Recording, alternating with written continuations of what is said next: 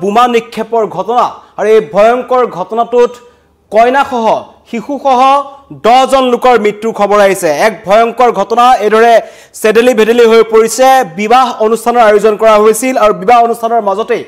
বোমা নিক্ষেপ কৰা হল সেই স্থানলৈ আৰু যি ভয়ংকৰ ঘটনাত কইনাগৰাকীৰ মৃত্যু হৈছে লগতে মুঠ 10 জন লোকৰ মৃত্যু হৈছে 10 জন লোকৰ ভিতৰত কইনা আছে লগতে কেইবাগৰাকীও কণ কণ শিশু আছে এক ভয়ংকৰ ঘটনা চাঞ্চল্যকৰ ঘটনা অতি হুকাবহ ঘটনা বিয়া ঘৰতে বোমা বিস্ফোৰণৰ ঘটনা অচিনাক্ত দুৰ্বৃত্তই সমগ্ৰ ঘটনা সংঘটিত হৈছে মিয়ানমাৰৰ যি মধ্য সাংঘাই অঞ্চল আছে সেই মধ্য সাংঘাই অঞ্চলত এখন বিয়াৰ আয়োজন কৰা হৈছিল আৰু সেই বিয়াৰ চলি থকাৰ মাজতেই বিয়াৰ পেণ্ডেলক লক্ষ্য কৰি বোমা নিক্ষেপ কৰা হল আৰু এই ঘটনাৰ এতিয়ালৈকে কোনে সংঘটিত কৰিলে পোহৰলৈ অহা নাই যদিও কিন্তু কোৱা হৈছে যে জুণ্টা বাহিনীয়ে এই আক্ৰমণ সংঘটিত কৰিলে মিয়ানমাৰৰ যি জুণ্টা বাহিনী আছে জুণ্টা বাহিনীৰ আক্ৰমণতেই এই কইনাসহ শিশুসহ 10 লোকৰ মৃত্যুৰ খবৰ আহিছে অত্যন্ত হুকাবহ ঘটনা মিয়ানমাৰত 2021 চনৰ ফেব্ৰুৱাৰী মাহৰ পিছত গণতান্ত্ৰিকভাৱে নিৰ্বাচিত আং সান সুকিৰ চৰকাৰক উৎখাত কৰি সামৰিক অভ্যুত্থানৰ পিছৰে পৰা মিয়ানমাৰখন মানৱতাৰ বৈধ্যভূমি পৰিণত হৈছে তাৰে এটা অন্যতম উদাহৰণ কৈছো বিবাহ ঘৰসমূহক বিবাহ অনুষ্ঠিত কৰা যিবোৰ বিবাহ অনুষ্ঠান আছে বা কোনো লোকৰ ঘৰত যদি বিবাহ হয় তাতো জুণ্টা বাহিনীয়ে আক্ৰমণৰ লক্ষ্য কৰি লৈছে ভয়ংকৰ ঘটনা সংঘটিত হল য'ত কইনাসহ শিশুসহ 10 জন নিৰীহ লোকৰ প্ৰাণ গৈছে তেজেৰে ৰাঙলি হৈ পৰিছে আৰু এই সমগ্ৰ ঘটনাত হতাহতৰ লোকৰ সংখ্যা প্ৰায় 50ৰো অধিক এতিয়া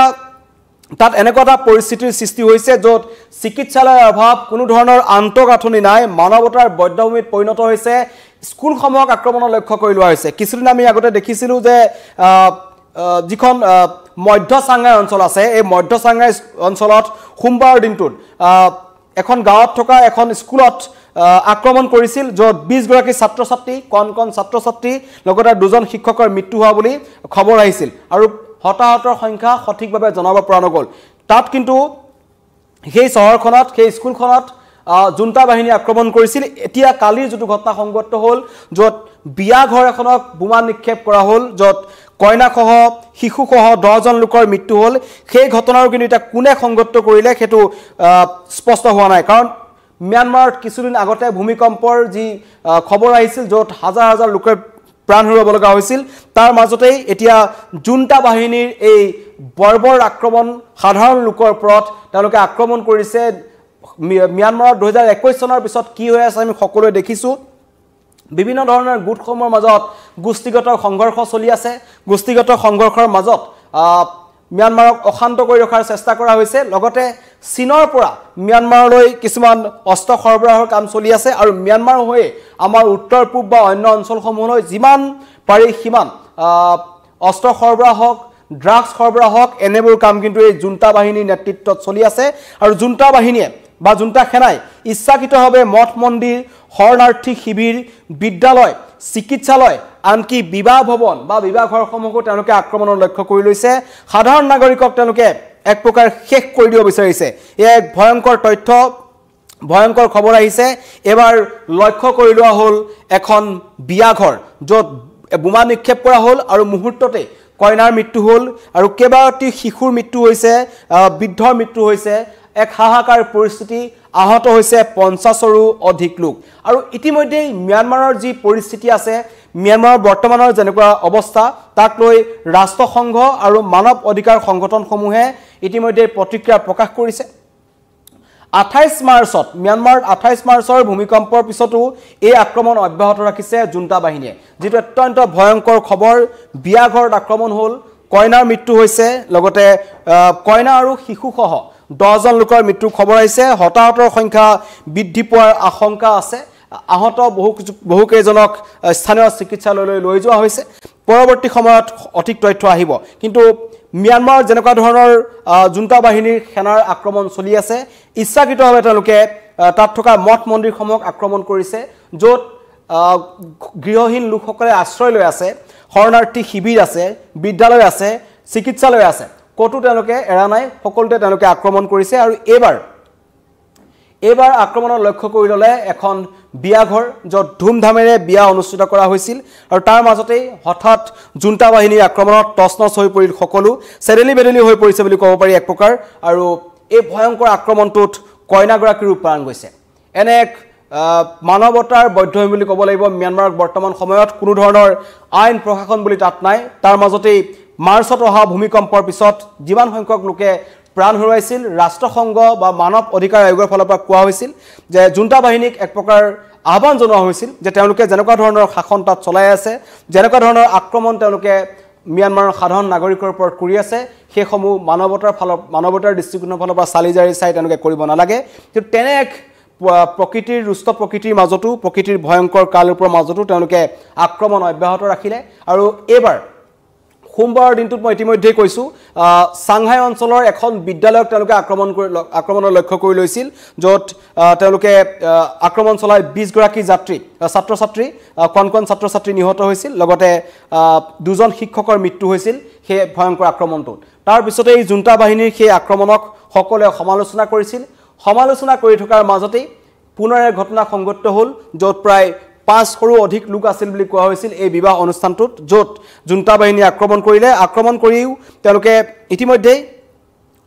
কৈছোঁ যে কইনাগৰাকীৰ মৃত্যু হৈছে লগতে শিশুৰো মৃত্যু হৈছে আহতৰ সংখ্যা যথেষ্ট আছে মৃতকৰ সংখ্যা বৃদ্ধি পোৱাৰ আশংকা আছে এনে এক ভয়ংকৰ পৰিস্থিতিৰ মাজত ম্যানমাৰ চলি আছে আৰু তাৰ কিছুদিন পূৰ্বে টাৱাইন চহৰটো হেইনটেন টুইট গাঁৱত ধৰ্মঘট কৰিবলৈ গৈছিল একাংশ ছাত্ৰ ছাত্ৰীয়ে যিসকলে শান্তি বিচাৰিছিল ম্যানমাৰত তাৰ ওপৰতো বৰ্বৰ আক্ৰমণ চলাইছিল এই জুণ্টা বাহিনীয়ে য'ত 25 জনকৈ নিৰীহ ছাত্ৰ ছাত্ৰীয়ে প্ৰাণ হেৰুৱাব লগা হৈছিল তাৰ পিছত 2021 চনৰ আমি যেটো দেখিছিলোঁ ফেব্ৰুৱাৰী মাহত গণতান্ত্ৰিকভাৱে নিৰ্বাচিত চান চুকিৰ চৰকাৰক উৎখাত কৰিছিল এই জুণ্টা বাহিনীয়ে তাৰ পিছত ম্যানমাৰত কেনেকুৱা ভয়ংকৰ শাসন চলি আছে সেইটো সমগ্ৰ বিশ্বই দেখিছে তাৰ পিছতো এতিয়ালৈকে এই মানৱ অধিকাৰ সংগঠনসমূহে অনুমান কৰিছে যে এই সেনা অভ্যুত্থানৰ ফলত ম্যানমাৰ বৰ্তমানলৈকে 6600ৰো অধিক সাধাৰণ নাগৰিকৰ নিৰাপত্তাৰক্ষীৰ হাতত প্ৰাণ হেৰুৱাব লগা হৈছে এক ভয়ংকৰ তথ্য উদ্বেগজনক তথ্য এখন দেশত 2021 চনৰ পিছৰ পৰা এতিয়ালৈকে বৰ্তমানলৈকে এইটো চৰকাৰী তথ্য ইয়াতকৈ নিশ্চিতভাৱে বেছি হ'ব মৃতকৰ সংখ্যা 6600ৰো অধিক নাগৰিক নিৰাপত্তাৰক্ষীৰ হাতত প্ৰাণ গৈছে বুলি মানৱ অধিকাৰ সংগঠনসমূহে অনুমান কৰিছে এটো ম্যানমাৰ চৰকাৰৰ তথ্য নহয় আৰু ম্যানমাৰ চৰকাৰ বুলিবলৈ নাই জুণ্টা শাসন যেটো চলি আছে তেওঁলোকে যেনেকে পাৰে তেনেকে সাধাৰণ নাগৰিকসকলক আক্ৰমণ কৰিছে মই ইতিমধ্যে কৈছোঁ যে এবাৰ সেনাই ইচ্ছাকৃতভাৱে মঠ মন্দিৰসমূহ শৰণাৰ্থী শিবিৰসমূহ বিদ্যালয় চিকিৎসালয়সমূহক তেওঁলোকে আক্ৰমণ কৰি আছে যাতে অধিক সাধাৰণ লোকৰ প্ৰাণ তেওঁলোকে ল'ব পাৰে তেওঁলোকৰ লক্ষ্যই হৈছে ম্যানমাৰৰ পৰা এই সাধাৰণ লোকসকলক এক প্ৰকাৰ শেষ কৰি পেলোৱাৰ এই ম্যানমাৰ লোকসকল এতিয়া যথেষ্ট অসুবিধাত পৰিছে তেওঁলোকে কি কৰিব কলৈ যাব তেওঁলোকৰ নিজৰ স্থানখিনি এৰি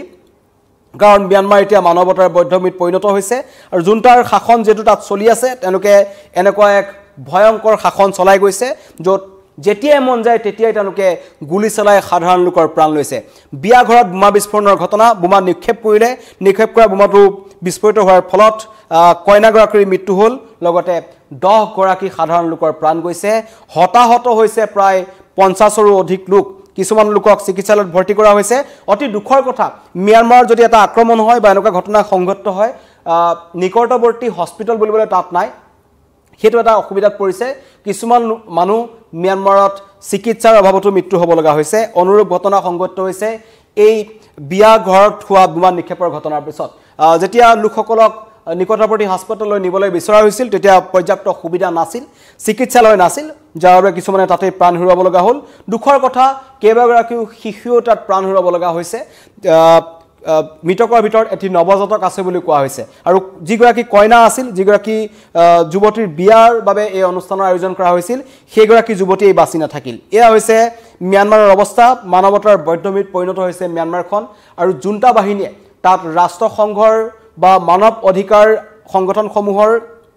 যি আহ্বান আছে তেওঁলোকে আওকাণ কৰি তেওঁলোকে নিজৰ মতে ম্যানমাৰ চলাই গৈছে আৰু এই সমগ্ৰ ঘটনাত ম্যানমাৰত একাংশ সন্ত্ৰাসবাদী সংগঠন আছে সৰু সৰু গোট আছে তেওঁলোকে কিছুমান নিজৰ নিজৰ অঞ্চলত শাসন কৰি আছে যিদৰে ৰাখাইন প্ৰদেশখনৰ কথা আমি জানো ম্যানমাৰৰ ঠিক এই সংগঠনসমূহক কিন্তু সাৰ পানী যোগান ধৰি আছে চীনৰ ফালৰ পৰা তেওঁলোকৰ অস্ত্ৰ শস্ত্ৰ চীনে তেওঁলোকক প্ৰদান কৰে আৰু চীনেই আচলতে তেওঁলোকক ব্যৱহাৰ কৰি আছে আৰু অসমৰ যিসমূহ উগ্ৰপন্থী সংগঠন আছে বা উত্তৰ পূৰ্বাঞ্চলৰ যিসমূহ উগ্ৰপন্থী সংগঠনসমূহ আছে তেওঁলোকৰ জৰিয়তে উত্তৰ পূৰ্বাঞ্চললৈ ড্ৰাগছ সৰবৰাহ কৰা মানৱ সৰবৰাহ কৰা অস্ত্ৰ সৰবৰাহ কৰা এনেকুৱা ধৰণৰ ভয়ংকৰ কিছুমান কাৰ্যকলাপ এই ম্যানমাৰৰ মাজেদি কিন্তু হৈ আছে ম্যানমাৰ কেতিয়া শান্তি ঘূৰি আহিব হেতু কোনোৱে নাজানে কাৰণ ৰাষ্ট্ৰসংঘ বা মানৱ অধিকাৰ আয়োগৰ সংগঠনসমূহে এটো বিচাৰি আছিল কিন্তু কোনো আগবাঢ়ি অহা নাই ম্যানমাৰ জ্বলি আছে ম্যানমাৰ বেয়াকৈ জ্বলিছে হাজাৰ হাজাৰ জন লোকে তাত প্ৰাণ হেৰুৱাব লগা হৈছে এটা সৰু তথ্য আহিছে যেটো সঠিক তথ্য নহয় মানৱ অধিকাৰ সংগঠনসমূহে অনুমান কৰিছে সেনা অভ্যুত্থানৰ পিছৰ পৰা 2021 চনৰ ফেব্ৰুৱাৰী মাহৰ পিছৰ পৰা বৰ্তমানলৈকে প্ৰায় 6600 জনৰো অধিক সাধাৰণ নাগৰিকৰ নিৰাপত্তাৰক্ষীৰ আক্ৰমণত মৃত্যু হৈছে স্কুলত আক্ৰমণ কৰিছে মঠ মন্দিৰত আক্ৰমণ কৰিছে এতিয়া বিয়া ঘৰটো আক্ৰমণ কৰিছে যি আক্ৰমণত কইনাসহ 10 জন লোকে প্ৰাণ হেৰুৱাব লগা হ'ল য'ত আছিল কেইবাটাও শিশু ধন্যবাদ